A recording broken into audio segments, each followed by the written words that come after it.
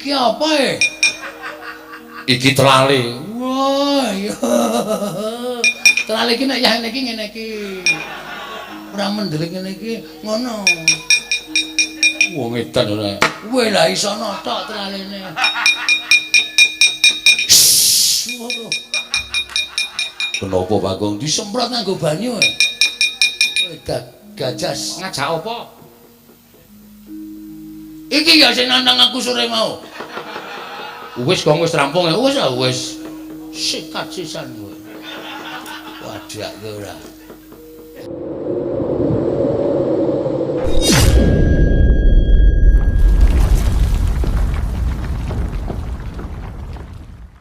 Mari koten prayitna semuriris.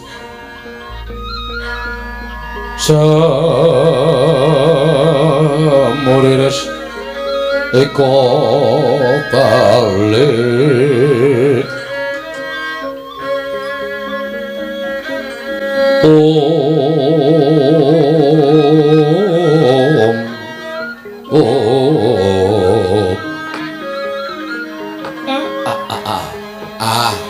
Legegekugek sadulita mel. Ndara kula Den. Ndara Puntadewa kula ngaturaken bekti kula kunjuk. Iya Kakang Semar ndak tampa. Ora liwat tiba padha-padha Kakang. Ndara Werkudara bekti kula nggih Den. Yo Semar. Ndak tampa. Tiba padha-padha.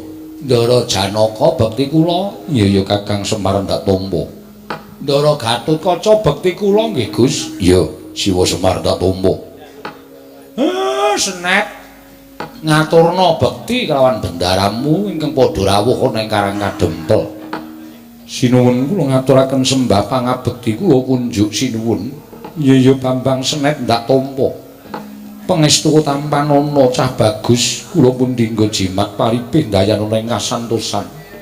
Raden Werkudara kula ngaturaken bekti kula kunjuk. Ya Senet ndak tampa. Pangestu tampanana Raden Janaka kula ngaturaken bekti kula kunjuk. Iya Bambang Senet ndak tampa. Ora liwat pangestu tampanana. Raden Gatotkaca kula ngaturaken bekti kula kunjuk. Ya Senet ndak tampa. Pangestu tampanana. Nuninggi. Enten apa, Den? Kok sami rawuh enten Karang Kadempel? Miturut kabar ingkang ndak tampa, lamun Kakang Semar bakal duwe gawe mantu. Wondene ingkang kawiwaha tananaya kejaba mung Bambang Senet. Nanging teka durung ana tandha-tandha lamun Kyai Semar bakal duwe gawe mantu ketitik Karang Kadempel isih katon sepi sepen kahanane. Nembe mawon kula utusan kali Petruk kali Bagong wigatos nglamar manten putri. Manten putri saka ngendi Kyai Semar? Putranipun Sinuwun Ndarawati. Kacariyos Sinuwun Ndarawati pikantuk putra angkat namipun Endang Lara Temon. Mengkono Kyai Semar nggih. Sabanjure kepiye? Mitra taturipun Petruk. Niki nek kula ngomong utawa kula matur mengki nek Senet nganti krungu bocahe kagol. Kula wedi nek janjane pripun meneh upama kula tutup-tutupi suwe ning suwe ya bocah niki mengke bakal ngerti. Sesuk ya ngerti, saiki ya ngerti. Iya Kyai Semar mara gage matura. Leh kula ajeng ewah niku mboten sida kok, Den. Lho, ora sida sebabe apa? Petruk matur nek reruba panjaluking pinanganten putri niku mboten sakbaene. Manten lanang kudu nitih gajah ingkang bisa tata jalma. Ngarepe dijogeti Wanara Seta, mburine tontonan kasuwargan kayu klepu Dewa Ndaru Gedhang Mas Debok Suwasa Puscindhe Parijata Kencana. Gamelan Lokananta ditabuh Ratu Sewu Negara. Pangirite Dewa Bagus. Kula niki wong sekeng, kula niki wong ora duwe. Semar niku mung wong loro saudon telu saurupan. Lah kok dadi kula kudu ngaturake panggil sing kaya ngoten niku leh kula ajeng golek teng pundi ora coba. Smareka den prayitna samuriris eka balik titiyani gandayani trisanya purnama sasi gilar-gilaran ing tengah latar milang lintang bima sekti ing jagat wasisaning Ubathara Kakang Semar apa ingkang sira aturake mau sayekti punta dewa wis tanggap pun tanggap pripun gajah ingkang bisa tata jalma tanana kejawab mung kadanging Kadimas Werkudara ya kuwi aran Gajah Setu Banda Wanara Seta ingkang bisa joget amung Kakang Mayangkara ing Kundalini ya ing Kendali Sada Gamelan Lokananta kayu klepu Dewa Ndaru Gedhang Mas Debok Swasa Puscindhi Parijata Kencana papane ana ing kasuwargan ya papane ana ing Suralaya wondene Nalindra Sewu Negara tanana kejaba amung ingkang ngreksa Nalindra ing Singgela Prabu Bisawarna Kakang Semar lamun sira utusan lawan Pandhawa lan putra-putra Pandhawa tangeh bakal gagal nggone Kakang Semar nglakoni sarta bakal duwe gawe mantu Bambang Snet bakal kelakon dadi sarta mengku garwa putri saka negara Indrawati Kakang Nayantaka ning kula mboten ajeng wantun wong sampeyan iku bendara kula kok kula utusan karo bendara kula niku dosa napa sing ajeng kula sandhak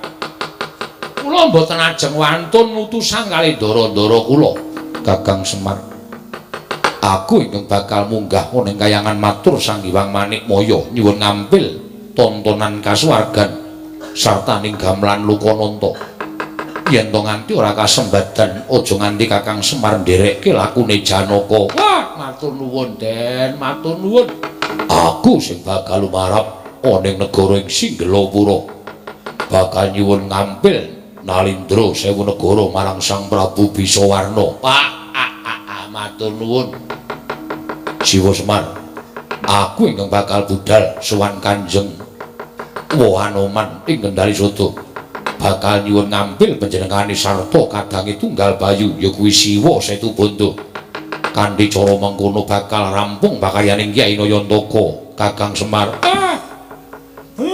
senet kula wonten dawuh Rama wong sing gedhe prihatine iki jebul dalane pirang-pirang Ndara ndaramu sing arep golek srasan manten supaya kowe kelakon dhaup karo Endang Loro Temon lajeng kepanipun ndara-ndara kados pundi yen to pancen kadang-kadangku sawiga samapta ing gati sawiga ing jiri dikeparengake budal dina iki Kyai Semar Gus ingkang atos-atos nggih Den kula antu-antu teng Karang Kadempel mugi-mugi saged kasembadan panjangkanipun ndara-ndara kula Gareng Petruk Bagong dalem Pak nun Pak ndak dikira kowe ora nyambut gawe nala Gareng nderekno Ndara Janaka nggih Petruk kowe nderekno Ndara Werkudara siap Bagong kowe nderekno Ndara Gatotkaca Pak siraku mumet ora usah alasan sebdake pecah siramu kowe oh ya wah pajan ya Traya ya Reng ya kadi karunaning kaswase yen aning marga memalakung dosang gondo Astratmaja Petruk nun ngopo didhawuhi bapak kon nderek sampeyan wah ngeribet laku lha pripun to supaya enggal cekak-ceket aku nedya matek aji Bandung Bandawasa supaya enggal prapta ana ing negara Singgela kowe ngerti ya negara Singgela kuwi dileti samudra ingkang jembar mula kanthi srana aku matek aji Bandung Bandawasa sak jangkah wis iso prapta ana ing negara Singgela napa kula ora dianggep lan duwe aji-aji kaya ngoten niku kowe duwe aji Bandung Bandawasa kula duwe aji Maisa Jenar wah yen pancen ngono ndereka sakarmu oke aku ingkang bakal jumangkah dhisik kowe nututana nggih ngestaken dawuh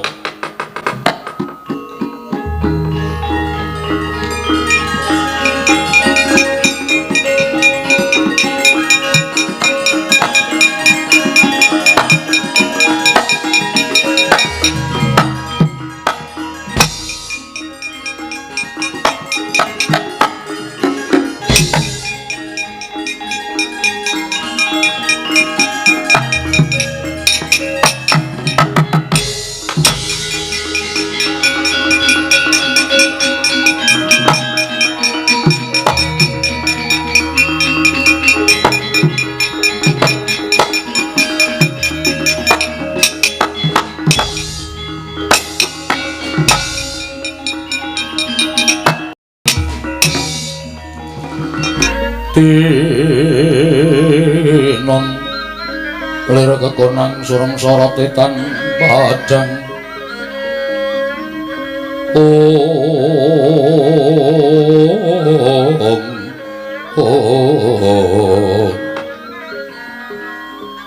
Nuwun sewu, nuwun amit pasang Kalimantabi. Sampun kinten kula cumalena. Karena nembe sepisan menika kula sapejagung. Raden, panjenengan menika sinten? Teka rawuh wonten negaring Singgela damel kagyat, manahipun ingkang abdi pun bisa warna. Wah. Prabu Bisawarna. Yen ana luputku aku nyuwun pangapura. Mboten dados menapa Raden? Ditepungake. Yen sinuwun nyuwun priksa kalawan aku Satria Jodipati Raden Werkudara. Jagat Dewa Bathara jagat Pangestungkara. Satria Jodipati Raden Werkudara. Ya pancen bener. Lah dalah. Wela. Persasat kadidene kejukurgan Wukir Sari kelemaning Samudra Madu. Persasat timbanipun kula menika nampi kanugrahan dene mboten kanthi kanyono-nyono, kula saged sapejagung kaliyan Raden Werkudara. Iya. Negari Singgela menika sami keberbeken kaliyan ngumandhangipun Raden Werkudara. Nyata satriya ingkang lulus lair batosipun ateteken ati suci pepayung budi rahayu dasar kasinungan kasekten linangkung. Monggo kasekten menika kinarya memayu hayuning jagat. Menika Raden sedaya para kawula satemasami kedanan Kanjeng Andika Raden Werkudara. Yo. Nuwun sewu ingkang wingking menika sinten? Dangu kaliyan kula pun Satring Madukara. Raden Janganangka. Iki Petruk abdiku. Kula Petruk sinuwun. Ki Lurah Petruk. Nggih. Wela dalah. Sedaya para kawula negari ing Singgela menika sedaya sawi mboten remen kaliyan panjenengan. Ait iki. Akira nek padha karo Ndara Werkudara ditresnani wong sak negara Singgela kok ora seneng. Mboten. Tegesipun sami kedanan lan panjenengan Lurah Petruk anggenipun tansah gecul kumarucul damel remenipun piyai kathah menika mujudaken ibadah. Ah nggih. Raden wonten menapa? Prabu Bisawarna wonten dawuh sowanku ana ing Singgela sepisan ngaturake salam taklime mbarep kakangku angka loro uga salam takliming Semar Badranaya. Kakang Semar Badranaya. Ya apa panjenengan sinuwun wis priksa Raden mitra dedonganipun tiyang sepuh kula inggih menika Rama Sawarga Gunawan Wibisana menika Kyai Semar rumiyin nderekaken Prabu Rama Wijaya ngantos tiyang sepuh kula ugi nate srawung kaliyan Kyai Semar Badranaya. Satunggiling pamomong ingkang lair batos netepi dhateng kewajibanipun minangka dados pamomong. Yo. Yen ngono wis tau tadi tepung. Menawi tepang dereng nanging mangertos kula sampun mangertos. Prabu Bisawarna wonten dawuh. Dina samengko aku diutus dening Semar supaya sowan saning Sang Prabu Bisawarna ingkang wigati. Semar bakal duwe gawe. Lho, gadah damel menapa? Duwe gawe mantu. Nanging kabeh mau ora bakal bisa kelakon yen tan ana panyengkuyunging Prabu Bisawarna. Nuwun sewu. Kula kedah menapa? Kangge Kyai Semar kula mboten badhe awal sarta anggrundel ngemuti bilih tiyang sepuh kula nate dipun mong dening Kyai Semar Badranaya. Sinuwun.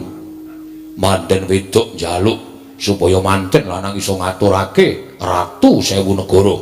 Mula gandeng kekagunan sampeyan sinuwun Prabu Bisawarna. Aku njaluk nyuwun ngambil wujude Ratu Sewu Negara bakal tak bayung ning Karang Kadempel sinuwun Prabu Bisawarna. Gonjang ganjing langit kelap-kelapaton. Lirkin sanging risang mawe gandrung. Waduh Raden Werkudara.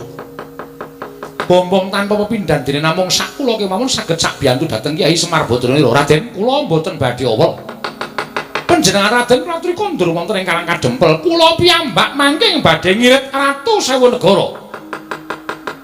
Kang mengkono aku nyuwun pamit bali marang Karang Kadempel. Salam taklim kula katur sinuwun Darma Kusuma menapa dene Kakang Semar Badrana. Wah, yo ngestokke dawuh sinuwun.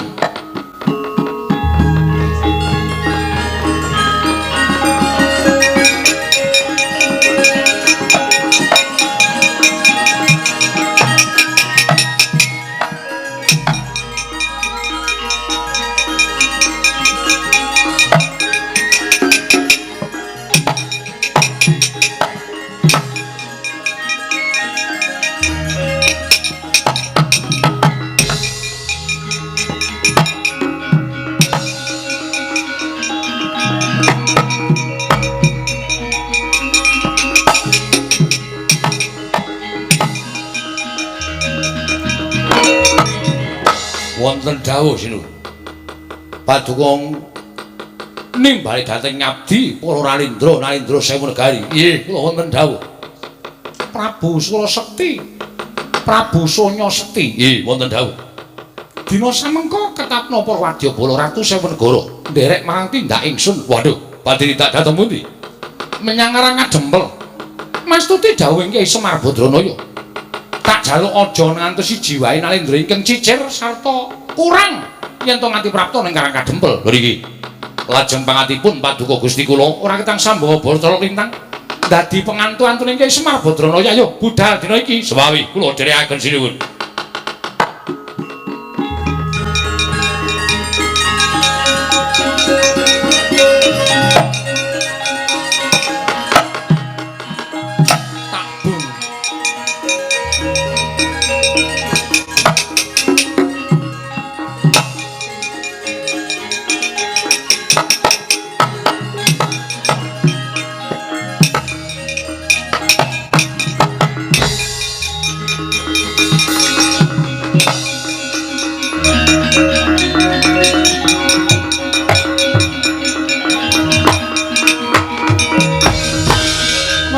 Mubang wangaruna ati netrane nganggo rapo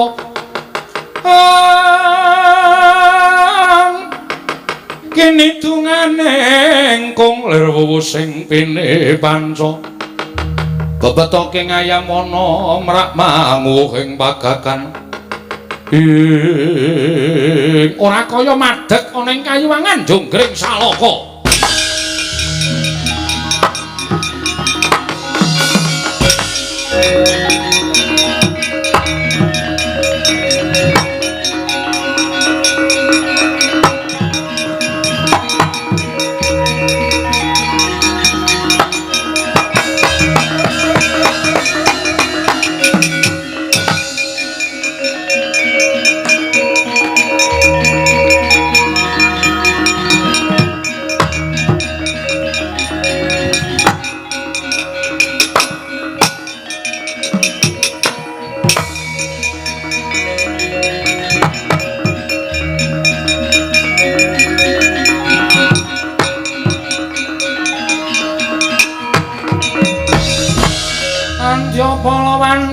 Mbok ngumulung pangung siring sata kura tambaung kesra katite merut layut sagung praratu ing sang kapilayu sang satama ing Kakang Narada prawi mila kayuwangan katingal panas jebul wonten sowanipun titah pujangkara talar kencang warudaya pak-pak-pong Bu bolongan itu de sapa sing gawe?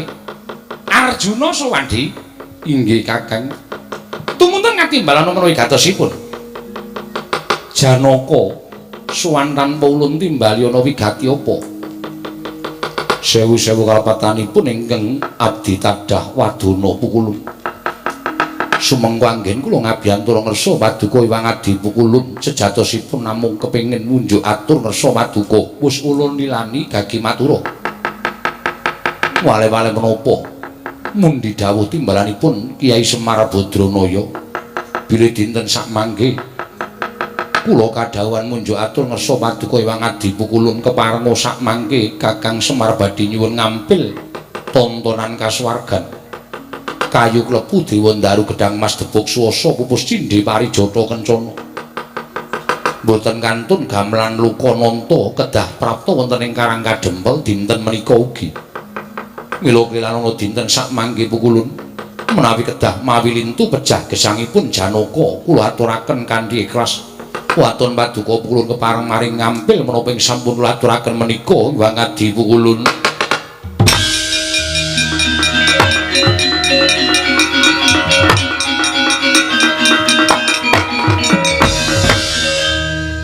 Radu teka mekaten dawuhipun Kakang Ismaya. Nuwun sewu lho, Dik, nuwun sewu. Mesinipun panjenengan mboten badhe kekilapan menapa dados kersanipun Kyai Semar Badranaya. Menawi saking pamrayoginipun ing Raka Sidhe Pangudal-udal menapa dipun aturaken Janaka menika prayoginipun paringi ngampil awit ngemutana sejatosipun Kakang Semar menika papanipun ugi wonten ing Kayuwangan. Piyambakipun nggadahi kewajiban tumraping tontonan kasuwargan. Namung krana piyambakipun menika dados titah tumuli ngikhlasaken Kayuwangan dhateng Paduka Adi Pramesti Bathara Guru. Lah momen disuwuni ngampil wae ilang apane to Dik, kula nuwun sewu lho. Mangke panjenengan mboten maring ngampil gamelan Lukananta lan menapa dipun aturaken Janaka menika. Wah, kula kuwatos nek nganti Kakang Semar minggah wonten ing Kahyangan. Kriwikan dadi grojokan, geguyon dadi tangisan lho, Dik.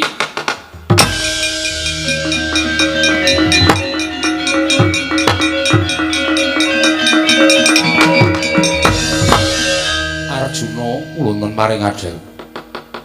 Apa ingin dadi karepaning Kyai Semar ulun ngudaneni Janaka? Alhamdulillah. Oh, alah net senet ing arep rabi kok ngrekasake wong gerang to, Le. Ah, baes bejare adimu Winala Gareng. Nggih, matur nuwun nggih Pukulun. Anu Ndara, ampun kesupen pangirit Dewa Bagus. Setunggal malih Pukulun pangiritipun Dewa Bagus. Tananaya kejabangat atmajaning Kakang Semar pribadi ya kuwi Sikumajaya. Mengko ulun ingkang bakal dawuh inggih ngestaken dawuh. Arjuna wonten timbalan. Kebat kita bali ana ing Karang Kadempel. Sak kedheping netra, sak keclaping tatit apa ing kita aturake. Kayu klepu Dewa Ndaru Gedang Mas Debuksa sapa Cindhe Parijata Kencana. Sartaning gamelan Lukananta pepak kabeh wis prapta ning Karang Kadempel. Matur sembah nuwun Pukulun nyuwun pamit.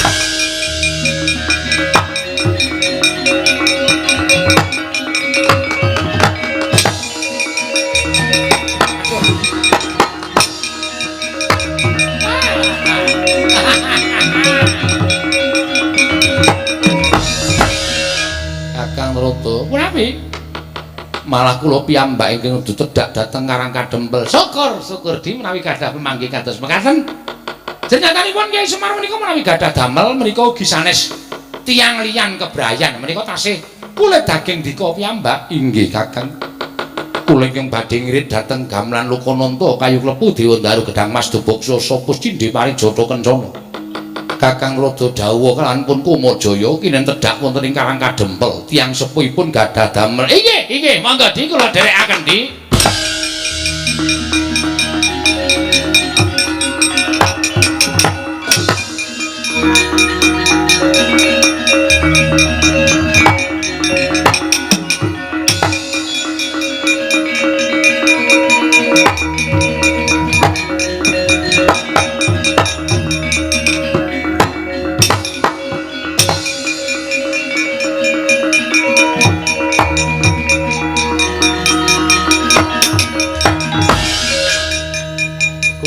Ganjing langit kelap-kelap katon lir kincanging risang mawe gandrung iladara mboten kanthi kanyono-nyono menika rawuhipun anggir Gatotkaca. Iya Siwanoman kalian Bagong. Iya Siwanoman.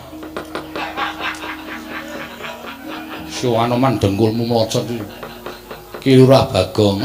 Nyok malah nyok ora Bagong aja kaya ngono sing nganggo tata krama. Niku arang niku momongan kula kebiyen, kula ngomong sampean karo niku suwe niku. Apa iya? Nggih.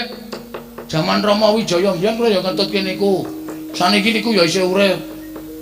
Engko dipateni kok. Aja. Pateni. Wila iki Lurah Bagong niku ngendikanipun kok uwit rumin tekan sak menika derenge wah. Arang ya bentuke ngene iki, Man. Wonten menapa? Nggih. Kakangan Siwanoman wonten dawuh. Aku tak nyuwun prisa karo Siwanoman. Inggih, babakan. Siwanoman kuwi tresna ora karo Kyai Semar. Lho, penyanyi terus ngendi lho? Kula menika rumangsane urung iso males kabecianing Kyai Semar Badranaya duk nalika nderekaken kula. Kula menika dados senopati ning Prabu Rama Wijaya. Dugi sepriki kula menika tasih dipun paringi gesang menika matur nuwun sabab kula tasih pados wekdal kinarya males kesaenanipun Kyai Semar Badranaya. Dina iki Kak Siwa Semar bakal duwe gawe mantu. Lho. Gadah damel mantu? Iya. Sing dimantuke sinten? Aku. Lho, pikantuk sinten? Ki Lurah Bagong. Kirek. Ku ndak tok disiki ya ta. Aku ngerti jalan pikiranmu. Ampun ngaten. Ora ngono piye? Siwa Semar duwe putra angkat arane Bambang Senet bakal dhaup karo putra Ndrawati, putra angkating Kanjeng Prabu Kresna. Jenenge Endang Loro Temon. Ning kabeh mau ora bakal kelakon yen to tanpa pambiyantuning Siwa Mayangkara. Lho. Lah sebabipun kula kadhawuhan menapa? Merga sak ngareping temanten lanang kudu sra-srahan kethek putih ing kudu joget. Waduh mati kula. Kula menika wis tuwa lho nggih. Kula menika wis tuwa wis ora kuat joget napas kula menika nggos-nggosan. Pun terus ditanting mau gelem ora gelem tak potho ndasmu. Aja ngono. Wah aku mung arep golek alasan kowe. Gelem ora kan?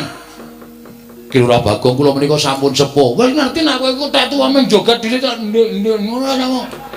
Gelem ora? Waduh, dos pundi?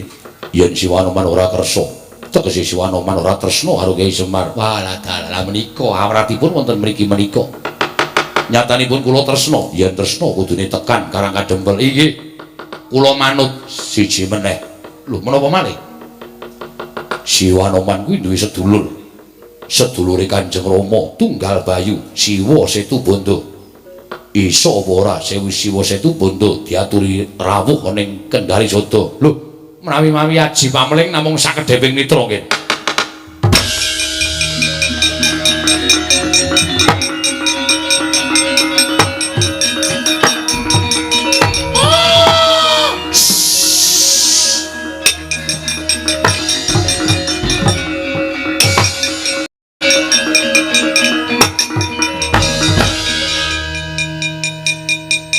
Anoman eneng apa ngundang pun Kakang?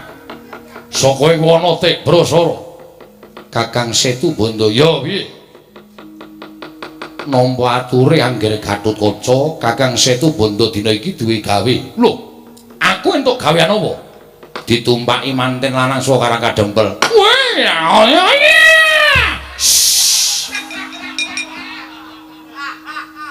Iki apa e? Iki telale. Wah, iya. Telale iki nek yah ngene iki. Ora mendelik ngene iki ngono. Wong edan ora. Kowe lah iso notok telalene. Waduh. Kenapa Bagong Disemprot nganggo banyu e. Gajah Setubanda. Iki dulure Kanjeng Rama. Weh, mungkin apa? Iya. Dulure Kanjeng Rama iki Gajah Setubanda Gunung Mainaka. Jajal werka lan sak piturute akeh banget. Bulus. Jimbong udu.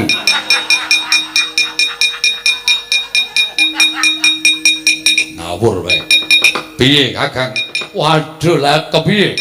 Monggo yen Kakang ora gelem bantu karo Kyai Semar, tegese Kakang ora tresna karo Kyai Semar. Mingkari pisan iki nuruti kekarepaning Kyai Semar Badranaya. Ya, aku manut karo kowe senggono.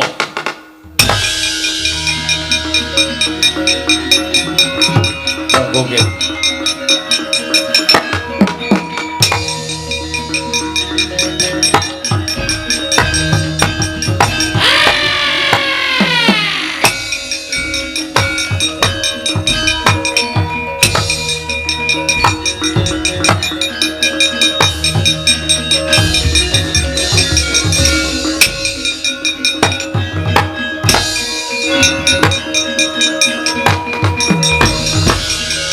Geger madyaning Karang Kadempel. Kawula sak padusunan sami medal saking griyanipun nyumurupi gumarubuk suarane nenggih lampahing Gajah Setubanda miwah Sang Anoman inggih sarangan wis prapta ning Karang Kadempel datan kantun nalika semanten wujudan kayu klepu Dewandaru Gedhang Mas Debok Swasa Puscindhe Parijata Kencana ingkang mawa cahya mawa mutiara satemah akarya hojat kang samya tumingap datan kantun nalika semanten Alendra Sewu Negari ingkang saglar madyaning Karang Kadempel nderekaken Sang Prabu Bisawarna temah gumuruh rame madaning Karang Kadempel katingal bombong Lurah Semar Badranaya.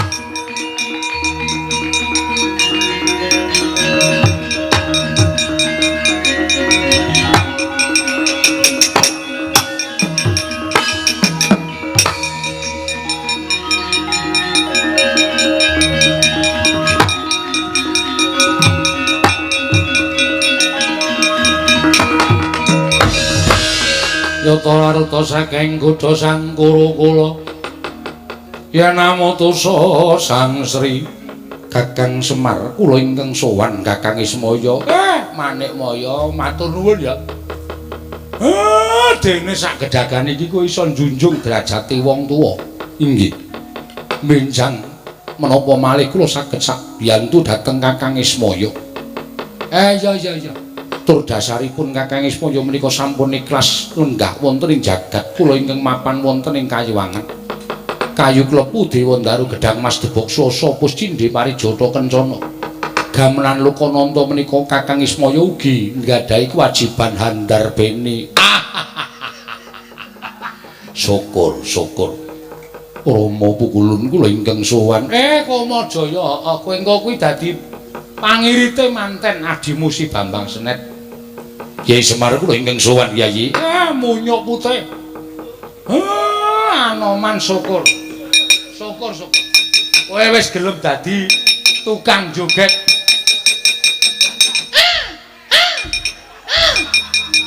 Kon kene angel ra jamak-jamak kowe. Semangka pira wae tak entekke. Tandurane wong Bagong sapa? Gajah situ sini. Sapa kowe? Situbanda. Situ sini. Kleru Wah, komplit Pak Njaba wis wah. Ndara Werkudara ning njaba, Ndara Garkaca ning njaba. Iya. Gamelan Lokananta apik tenan, Pak. Abang. Iya. Seneng aku. Ratu Sewu Negara wis do nganggo seragam biru kembang-kembang. Ngeraine elek-elek, Pak. Ya wis ben. Wis ben ora apa-apa. Sing penting Ratu Sewu Negara. Senet lakon penjangkamu tole cah bagus. Matur nuwun Kanjeng Rama.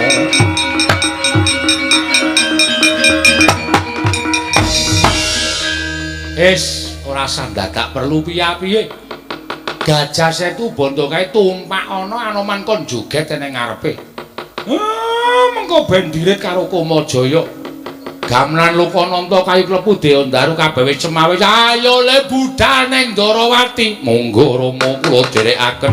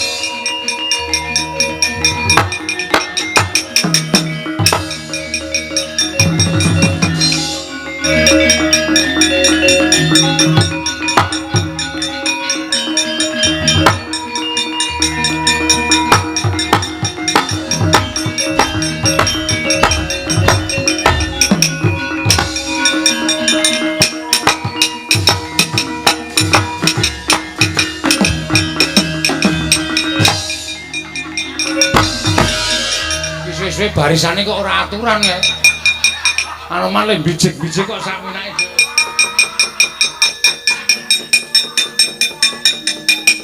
Ngawur jan wis. Anoman ki sampeyan tunjun. Nabu mempeng e. Wah, ning ketok dawa banget Joko. Wah ya ngedapi-dapi tenan iki aku sing Arabian njaluk kuwi kok to. Lho. Arabi karo sapa? Mbok menawa entona. Senengane rasa warna-warna yo mlaku gong yo jujug Darawati yo.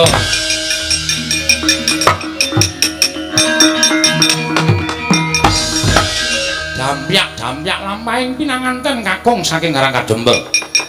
Bambang Senet nitih Kyai Setu Bondo ngajengipun dipun jogeti Wanara Seta nalika semanten nadyan lurah nadyan sang Anoman wis laduk yuswa parandene ngenyon joget nganti kaya diketok-ketoke tenagane Sang Bathara Kumajaya anggung angulataken lampahing Gajah Setu Bondo angiring lampahing temanten kakung ing wingking gamelan Lukananta kayu klepu Dewandaru Gedhang Mas Debok Swasa nalika semanten gamelan Lukananta tinabuh para Nalendra Sewu Negari ing wingking Raden Werkudara lumampah galih-galih kadhiraken Raden Janaka dhateng kantun Prabu Puntadewa mawi beskap tuwin jarik nalika semanten lumampah lon-lonan katingal bombong penggalipun Kilurah Nalagaring nyandang cara piyayi luhur nganggo blangkon nganggo klambi lurik nganggo jarik nganggo keris kuwalik parandiring mangke datane kaos dening Kilurah Nalagaring Kilurah Petro Kantong Bala semanten ugi Kilurah Bagong ingkang tansah gawe geger sangganing para kawula lumampah turut pinggir para kawula ingkang sami mirsani sinambi nggawa besek sinambi nampi dhuwit recehan Kilurah Bagong wis prateng negari Ndarawati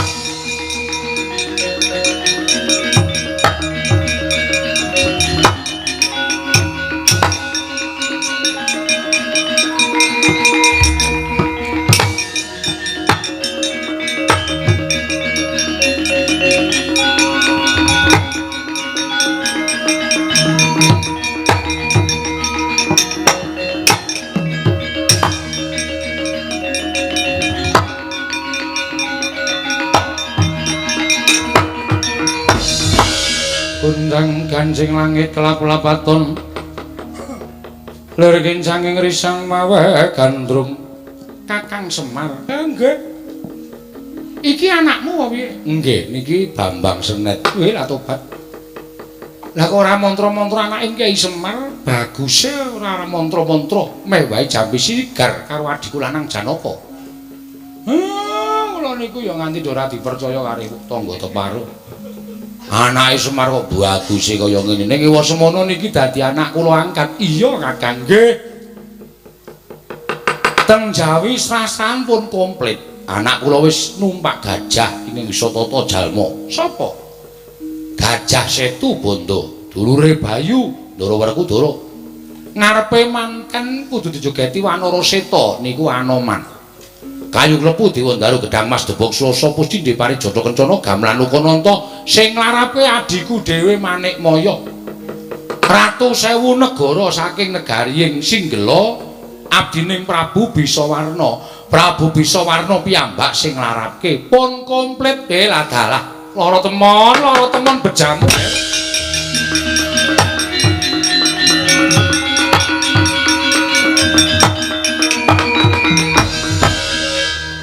wis ora usah dadak parangati gage tampanan. Tampanana katresnaning Bambang Senet cetha ingkang bisa ngaturake wong dadi penjalukmu ya mung Bambang Senet. Inggih. Kanjeng Rama kula nyuwun pangestu. Senet kuwi bojomu le. Nggih, Bapak. Ya esuk kamare nang jajare kamare bapak wae. Badhe menapa? Aku arep ngrungokke suarane. Mandek dicucuk sirahe. Rasane semanding nek nang omahku. Bagong arep ndelok nek aku langsung wae ora dadak swara-swara. Wong edan kula sinuwun menapa kepareng kula badhe nampi astanipun ingkang putra mangsa bareng Bambang Srendiki dadi darbekmu. Muga-muga tansah pinaringana barokah saha panguwasaning Dakamur Wendat nggonmu mangun bale wisma tansah atut runtut sih sinian tekan jaman apa wae. Raden monggo kula aturi nampi katresnan kula endang lara temen nyata kowe kang dadi kegantilaning atining pun Kakang wong ayu.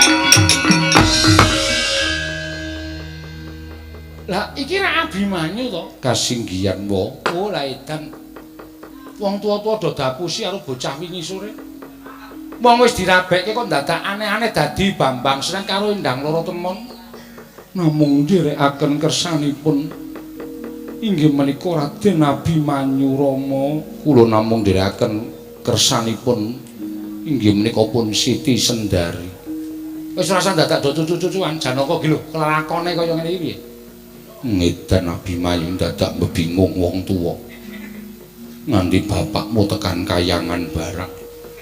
Wah, cah kentir Tariwangi nyabrang segara jebul ming. Wah, lemu dadi manten kurang tutuk kurang seneng dadak nganggo serah-serahan sing angel-angel. Semar ya ora ngandhake nek kowe Abimanyu. Weh, nek kula ngerti wis kula omongke wau. Kula niki meneng wae niku ya gumun. Lah kok dadi kula ora ngerti kok malah dunekke. Apa ya, Pak? Ndara Bambang Sreng ki Ndara Abimanyu. Aku wis ngerti ket mau jan. Ning aku nek omong atene ora rampung lakone. Ah, wis iki mesti sok ngene iki mutun. Wah, ya karo Ndara Siti Sendari. Sapa, Gong? Ndara Abimanyu karo Ndara Siti. Wah, wis memper. Wis. Ora iki aja mlumpuk nang kene ngabeh iki do arep ngapa? Kok ya kok iki ya ngapa to ya? Petro ki takon jaga ning jaba. Dayoe pira, wedange pira kok malah melu rembugan nang kene. Oh, ya wis kok ya. Oh, wis senengane sok.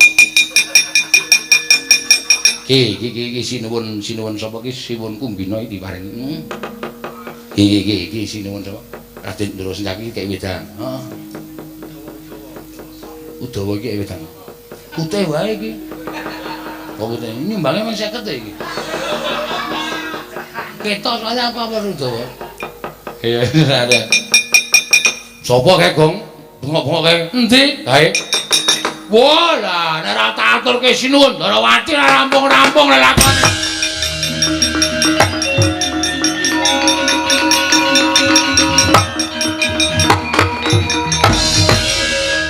Ana apa, Bagong? Teng neraka. Lho. Kadangku sapa sinuwun Mandura, ngliga Kyai Nenggala ngamuk punggung Suratamta Nirbayana. Ora dalah sampe dhewe.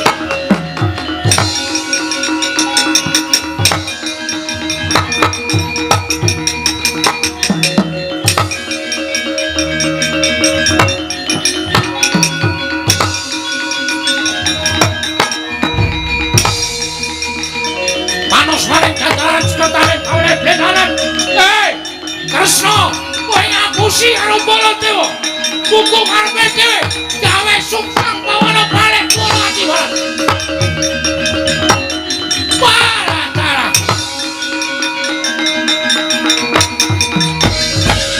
Ketok lorekmu, ketok gedhokamu. Sing tok gadang-gadang manten saka Karang Kadempel. Aku ora mbok gadang-gadang iso mboyong anakmu lara temon. Nganti saiki dina semengko Bambang Sri takon karo nyalor temon. Aku ora iso ngrapeke Leswana Mandra kumono. Wirang bebareng aku isin karo Yai Prabu Jayadana. Bae. Meneng ora? Wah, ajian. Apa ora kowe? Seru Petruk to suarane. Wong kok senengane muring-muring ya, Truk. Ayo kuwi.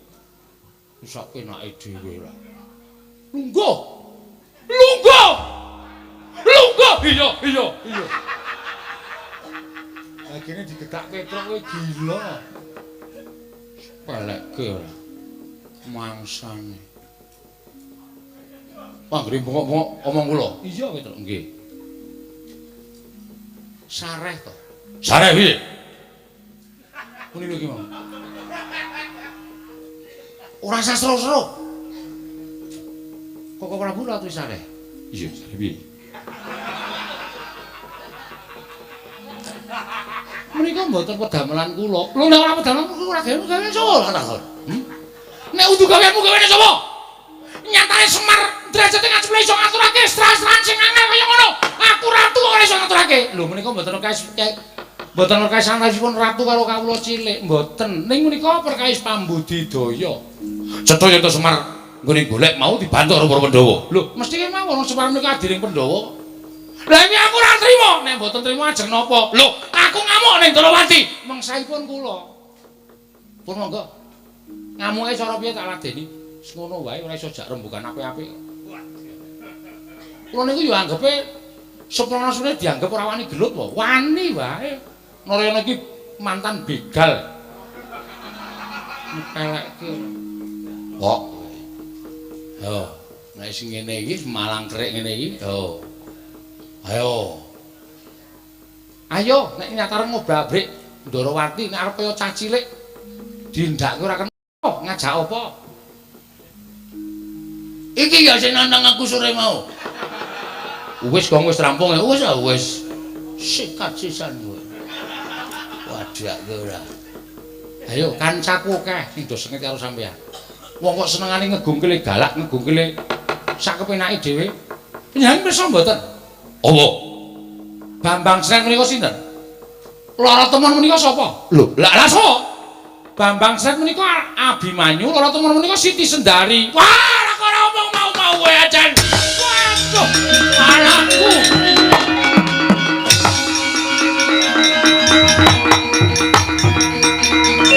Nyuwun jawab.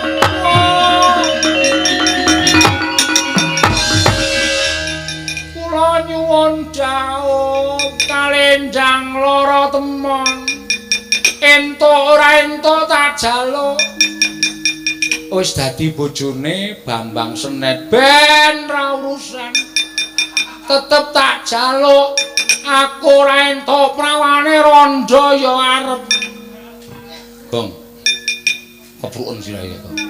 Engko nek nganti nesu sing nesu sapa bapakne? Ora masalah ana Ndara Werkudara kok. Ajeng Rabi. Rabi Gong. Lho. Bajigur. Anak ratu dituki kirek nyusoni. Setan kowe. Lesmana Bali. Kula ajeng Rabi Bali ya. Ora Bali ae. Biar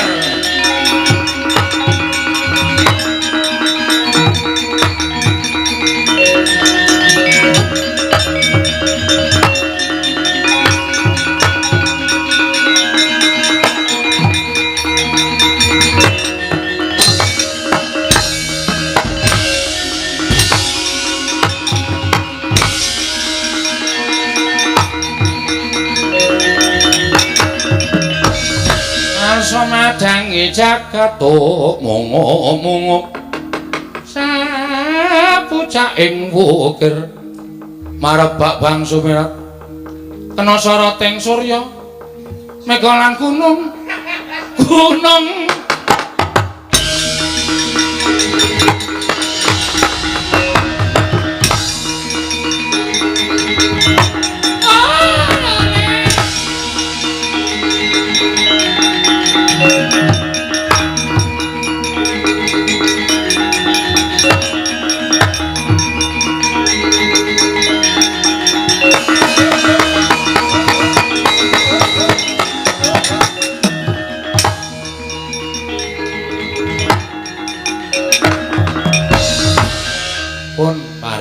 Den? Ya.